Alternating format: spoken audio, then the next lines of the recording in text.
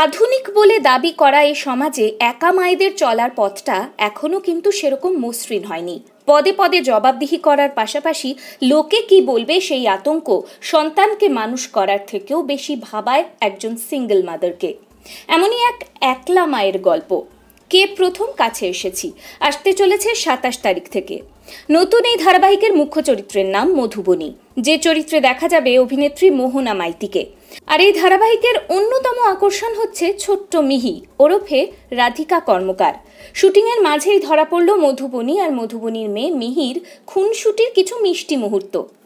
Hello, আমি মধুবনী, আর এখন আমরা আছি আমাদের প্রোমো শুটে। একটা নতুন কিছু আসতে চলেছে জি বাংলার পর্দায়, আপনাদের খুব খুব ভালো লাগবে।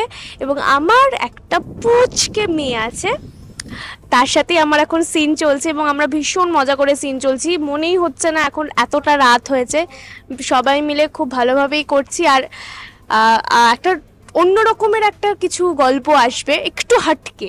তো আপনাদের আশা করি খুব ভালো লাগবে। সবাইকে কিন্তু জি বাংলার পর্দায় চোখ রাখতে হবে। আজকে চলে এসেছি শুট করতে, সবাই দেখছেন এখানে আছে। এখন আমার শুট হবে, আমি এখন শুট করব। আমার নাম মিহিকা। ধারাবাহিকের আরও এক মুখ্য চরিত্র মিহির স্যার আঙ্কেল। টুম্পা অটোয়ালির পর আবারও সায়ন বসুকে দেখা যাবে নতুনভাবে পর্দায়। যেমন স্যার আঙ্কেলের সঙ্গে মিহির সম্পর্কটা ভীষণ ভালো, ঠিক তেমনই পর্দার নেপথ্যেও এদের বন্ডিং কিন্তু অসাধারণ। আসুন দেখে নেওয়া যাক নিজের চরিত্র নিয়ে কি বলছেন মিহির স্যার আঙ্কেল। রিকের চরিত্র, মধুবনীর চরিত্র আর মিহির চরিত্র, এই তিনটে চরিত্র মিলিয়ে কিন্তু আমাদের এই সুন্দর মিষ্টি গল্পটি আসতে চলেছে।